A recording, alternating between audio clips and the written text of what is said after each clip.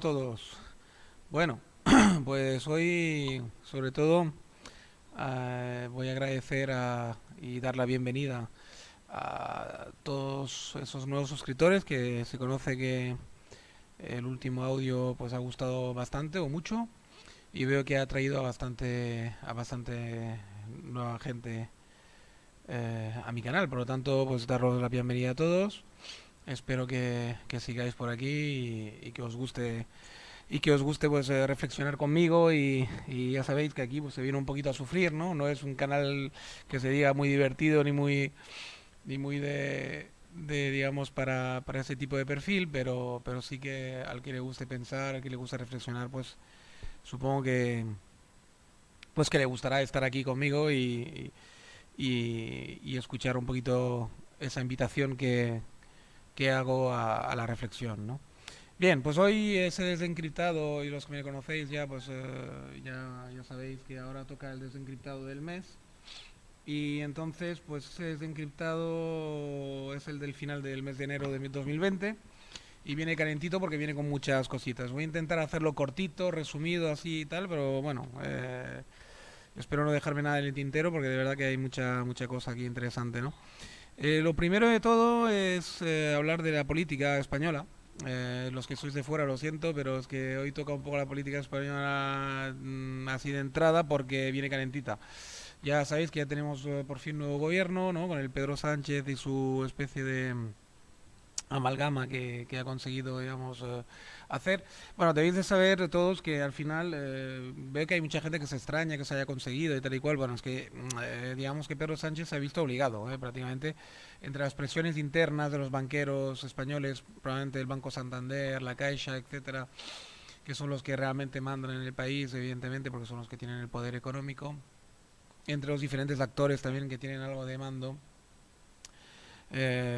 Pues evidentemente, claro, le han obligado ya y le han prácticamente, digamos, pues de alguna forma casi coaccionado, llamarlo como quieran, para que forme gobierno como sea, ¿vale? Como sea, ya era como sea, da igual con quién, cómo, ya daba igual absolutamente todo, había que formarlo porque hay unos presupuestos que aprobar, porque ahí España debe mucho dinero al exterior, tenemos unas deudas, una deuda realmente importante y hay que pagar. Entonces, para eso tiene que haber un presupuesto, tiene que haber un gobierno y entonces había que formar gobierno como sea, ya da igual todo. Entonces, por eso ha podido entrar pues Podemos, ha podido entrar todo ese amalgama de nacionalistas, etcétera, que al final pues era realmente lo último que todo el mundo quería aquí en España. Me imagino la poca españolidad que le pueda quedar al PSOE y la poca autonomía que le pueda quedar y tal, pero bueno, también, y luego, y ya le digo, o sea, han sido los actores económicos y los poderes fácticos que han obligado prácticamente a formar gobierno y Pedro Sánchez ha tenido que tragar con todo, formarlo como sea, blindarse como ha podido el poder, digamos, por lo menos que sean el PSOE y él que tenga la última palabra y quien vigile un poco a todos los demás. Y al final ha llegado a una serie de acuerdos y tal con todos los demás, sobre todo con Cataluña, con los independentistas, ¿no? De ERC, etcétera, pues de una forma así todo muy chabacano, pero no le ha quedado más remedio, ¿no? Después ya, ideológicamente, ¿qué le puedes unir a esta gente? Bueno, les une una sola causa, la causa que siempre ha unido la izquierda española mm, de una forma muy mala, porque nunca se han conseguido del todo hacer una sola pieza alrededor de esto, pero sí que hay una cosa que les une, que es que la izquierda española al final es republicana, de alguna forma o de otra, desde la guerra civil. Siempre ha habido una pulsión para formar una república española, ¿no? Y cargarse del todo ya lo que es la monarquía, que ellos identifican como los últimos vestigios de lo que sería el franquismo ahora, actualmente, y antes del franquismo, pues simplemente como todos los republicanos de toda Europa, como un vestigio del pasado, digamos, ¿no?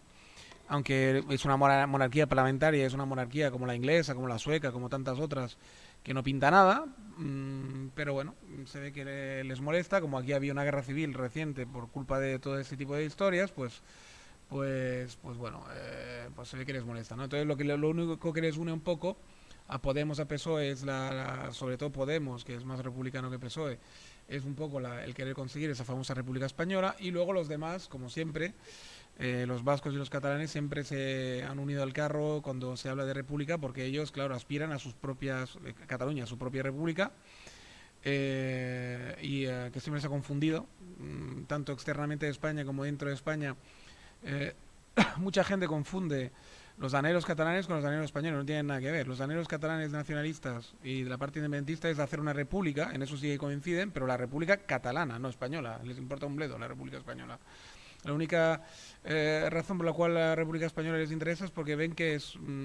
que probablemente pues cuando se constituya, si se logra algún día, se hará de una manera que en la unidad de España pues no será contemplada de la misma manera, y ahí piensan ellos que pueden rascar y separarse de España o hacer una especie de unión confederada, como es la que le otorgaría Podemos si estuviera al poder y pudiera, digamos, revertir lo de la monarquía, o federada, como es lo que quiere hacer el PSOE, ¿no? Pero que para ellos sería simplemente un primer paso, tanto la confederación como la federación, para independizarse del todo. O sea, es decir, lo que pasa es que lo tendrían mucho más fácil porque ya estarían técnicamente separados, solamente de técnicamente a no técnicamente, solamente sería un paso muy ligero que ya se podría dar con el tiempo, ¿no? Y entonces lo único que les ha unido a toda esta gente es también, pues eso, ideológicamente pues tienen ese anhelo común digamos, de formar una república y derrotar la monarquía, ¿no? Y siempre los vascos y los catalanes siempre los encontraréis en ese tipo de historias porque para ellos siempre ven como la antesala de su independencia, ¿no? En eso. Por lo tanto, es lo único que les une. Eh, Unos quieren hacer genuinamente una república española y probablemente contando con el País Vasco y Cataluña de una forma confederada, federada, como sea, y los otros lo ven como un primer paso, una antesala para digamos, independizarse, ¿no? Es la única razón que les ha unido siempre, desde la guerra civil hasta ahora, ¿vale? Entonces, esto por una parte que quede bien entendido, porque hay mucha gente que veo que está como confusa, que no sabe lo que ha pasado y tal y cual, pues lo que ha pasado es esto simplemente, ¿vale? Luego, entrar si una república española y tal y cual podría estar bien. Bueno, si queréis saber mi opinión, yo opino que sí, que puede estar bien, pero no con los mimbres que se quiere hacer ni con los objetivos que se quieren conseguir, ¿no? Yo para mí una república española que realmente intentara imitar el modelo francés sería lo ideal.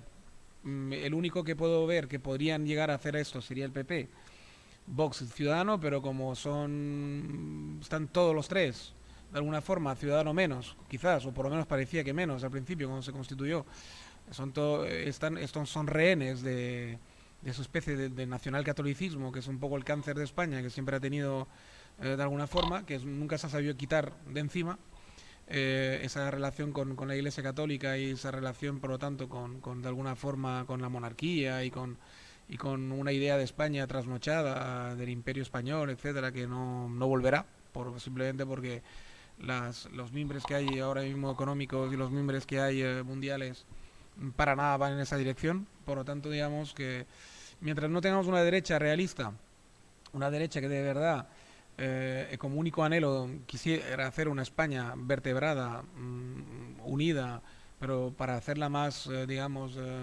sinceramente, digamos,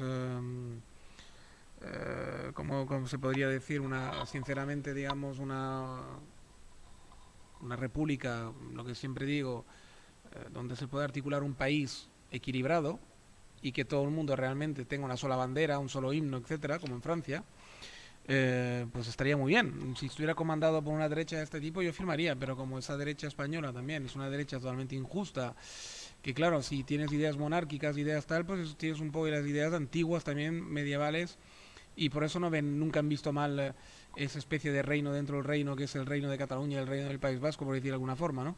Claro, porque es una idea muy medieval, muy católica, muy de vasallos y de tal, ¿no? O sea, es una idea decimonómica, ¿no? O sea, quiero decir, una idea de España pues que no es nada moderna, ¿no? De alguna forma, en sus fueros internos, ¿eh? Luego lo intentan, pero hasta que no se sacudan de encima toda esta tontería del nacionalcatolicismo, la derecha española siempre será nula, porque nunca podrá tener una idea vertebradora de verdad, porque claro, siempre habrá los chanchullos entre los que tienen el poder, ¿no? Entonces, como Cataluña y País Vasco son los que tienen el poder industrial y el poder, por lo tanto, económico en muchos aspectos, pues evidentemente si esa derecha española no se sacude de encima esos tics de acuerdos entre poderosos, pues no, o sea, aquí se articula una cosa igualitaria pero igualitaria por lo alto, no igualitaria por lo bajo como suele hacer los comunismos, etcétera.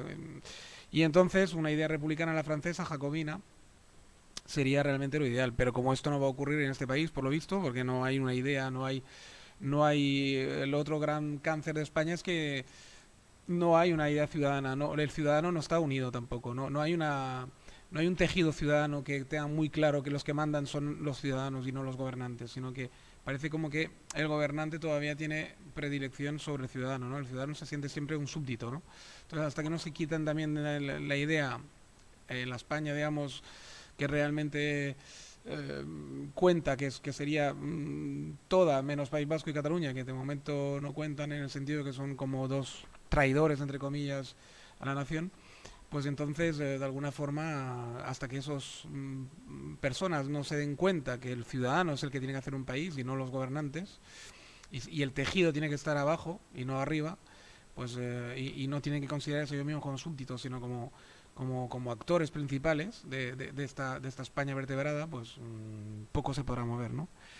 Luego, el tema de lo que está ocurriendo aquí en Cataluña, lo de Torra y todo el tema este, bueno, pues por fin se ha podido dibujar lo que siempre se está dibujando, lo que siempre os he dicho, es decir, ERC es un independentismo, pero sí que es verdad, republicano de verdad, que quiere una república catalana y más bien de izquierda o con tintes de izquierdoides, y que fallan para mí de forma estrepitosa en la ideología, porque una ideología auténticamente de izquierda jacobina no jamás podría apoyarse en los mimbres que se apoya para poder hacer esa República Catalana, que son mimbres totalmente nacionalsocialistas, nazis, ¿vale?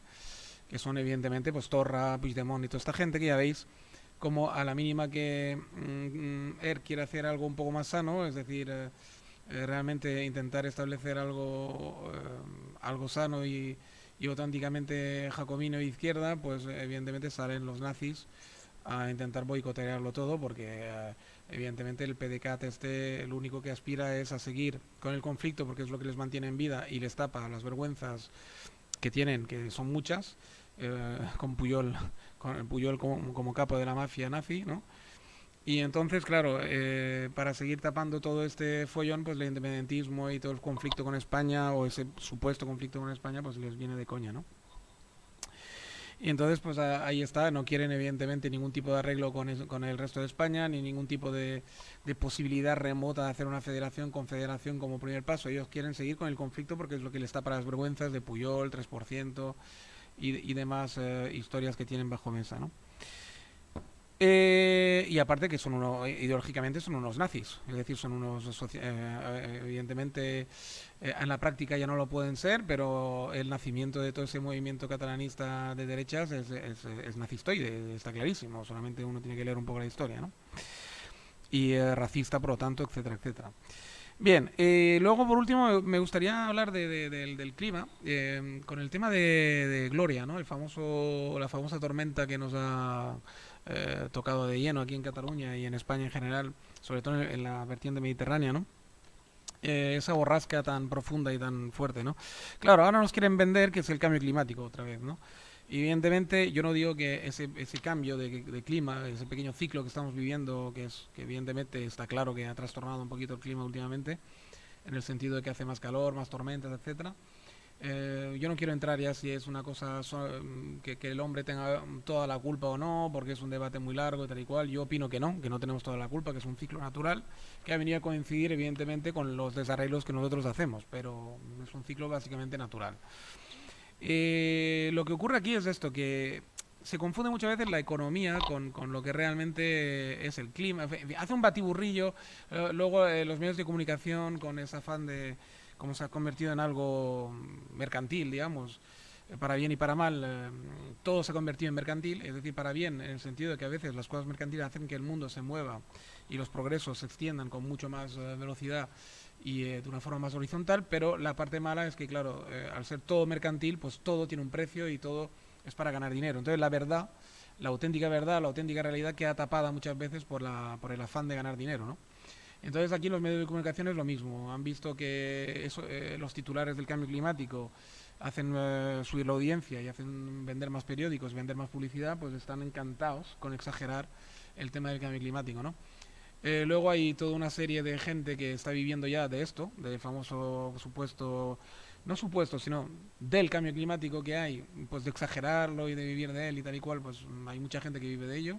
Científicos que obtienen ahora mismo pues unas subvenciones que jamás obtendrían si no fuera porque la histeria esta del cambio climático o los medios de comunicación lo alimentan. Entonces, claro, evidentemente, como todo esto hace ganar dinero a mucha gente, pues nunca nos tapan siempre la realidad. La realidad de lo que ocurre aquí es simplemente que ese pequeño cambio de clima que estamos viviendo ha acentuado pues algunas cosas que han pasado siempre. Es decir, tormentas siempre ha habido, ciclones siempre ha habido, terremotos siempre ha habido, sequía siempre ha habido, excesos de agua siempre ha habido. Es decir, es cíclico. Todo esto siempre ha ocurrido y seguirá ocurriendo. ¿Qué ocurre?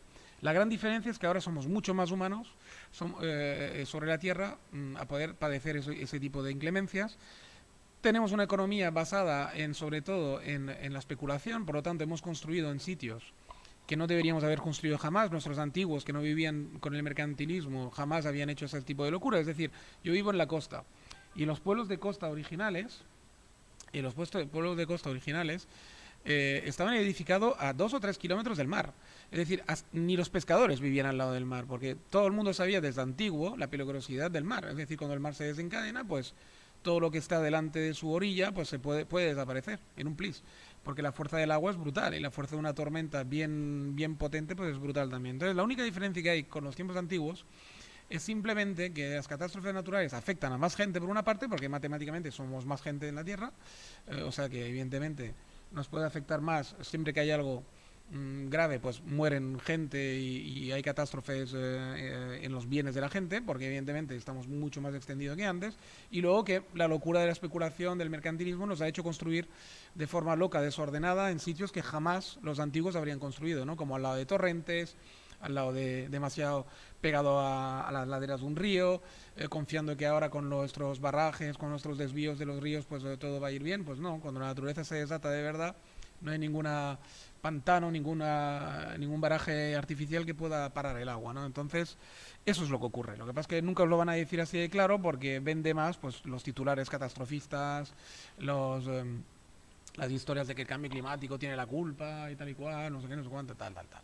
Mentira. O sea, tenemos la culpa nosotros, como siempre, de todo lo que nos pasa, porque hemos perdido el respeto a la naturaleza, hemos perdido el respeto a la fuerza de la naturaleza y ahora, pues, evidentemente, pues nos ocurre lo que nos ocurre, ¿no? Que siempre ha ocurrido, repito, siempre ha habido desastres naturales. Mirar Pompeya, mirar, digamos, cualquier desastre natural del pasado, es decir, siempre los ha habido, siempre ha habido humanos afectados por los desastres naturales. Lo que pasa es que ahora todo eso se ha multiplicado por 10, pues como la población mundial, que se ha multiplicado por 1000, ¿no?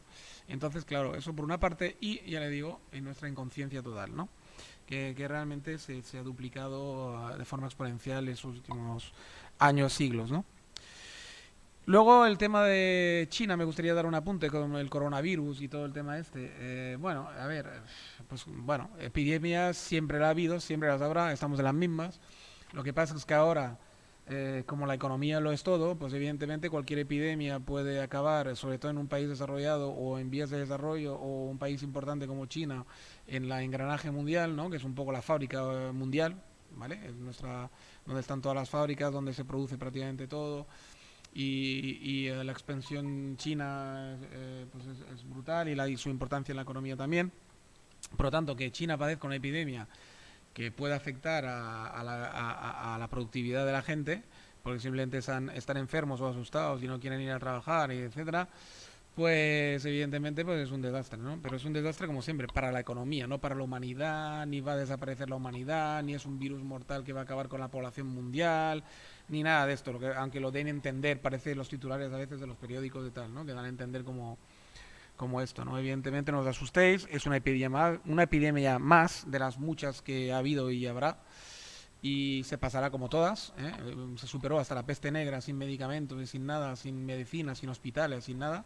La peste negra al final pudo acabar con la mitad de la población, pero no con toda, por lo tanto, y eran totalmente ignorantes de cómo combatirla. Por lo tanto, imaginaros hoy en día con los instrumentos que tenemos en nuestro poder, una epidemia, pues evidentemente, pues no es nada. O sea, quiero decir, hoy en día puede morir gente y muere gente, evidentemente, siempre lo habrá, siempre lo hará. Una epidemia siempre se cobrará a sus víctimas, pero es imposible que acaben con la población mundial, porque hasta sin medicamentos, eso lo tenéis que entender, el ser humano ya está preparado para combatir las epidemias. El ser humano es un conjunto, en su conjunto, ¿vale? Digamos, está preparado para combatir cualquier tipo de epidemias y para no extinguirse, porque la naturaleza del ser humano como animal que es resistente, evidentemente, y aspira a la vida y aspira a perpetuarse. Y tenemos nuestros mecanismos muy resistentes, inmunológicos, que funcionan. Lo que pasa es que si lo dejas funcionar de una forma natural, pues puede ser que desaparezca hasta la mitad de la población, ¿no? Y hoy en día, pues no queremos este tipo de cosas, tenemos el poder de evitar ese tipo de desastres, pues evidentemente lo evitamos, ¿no? Y bien que hacemos, pero que sepáis que la naturaleza ya tiene todo previsto, lo tiene todo calculado, lo tiene todo previsto, medido, y entonces cualquier ser vivo de este planeta, si se le deja evidentemente prosperar y si no se le extermina a posta, pues está perfectamente preparado desde la última célula, desde la última bacteria hasta el animal más complejo para resistir cualquier tipo, en su conjunto hablo, porque no hablo de individuos, que eso se confunde mucho en el mundo postmoderno. El individuo, tenías que tener en cuenta que para la naturaleza un individuo no cuenta para nada, o sea, se la pela. Persona por persona no, a la naturaleza no le importamos, ¿vale? Ahora, en su conjunto sí. Lo que no quiere perder la naturaleza son conjuntos de grupos animalescos, ¿no? El elefante como concepto pues no se quiere perder, el hombre como concepto no se quiere perder en la naturaleza. Entonces nos dota de armas para poder combatir todo esto. Pero que se pierda individuos le importa un huevo a la naturaleza, eso lo tenemos que mentalizar. Pero no confundamos lo individual con lo global, ¿vale? Aquí lo que cuenta siempre a nivel natural es lo global. Bueno, nada, lo voy a dejar aquí para no hacerme pesado. Creo que con ese pequeño resumen ya ha quedado claro mi postura, mi pensamiento y mi reflexión. Espero que os haya gustado, que os ayude también a reflexionar y os invito al próximo audio programa y nada, y ya veremos y nos vemos en breve. Un saludo a todos, un abrazo.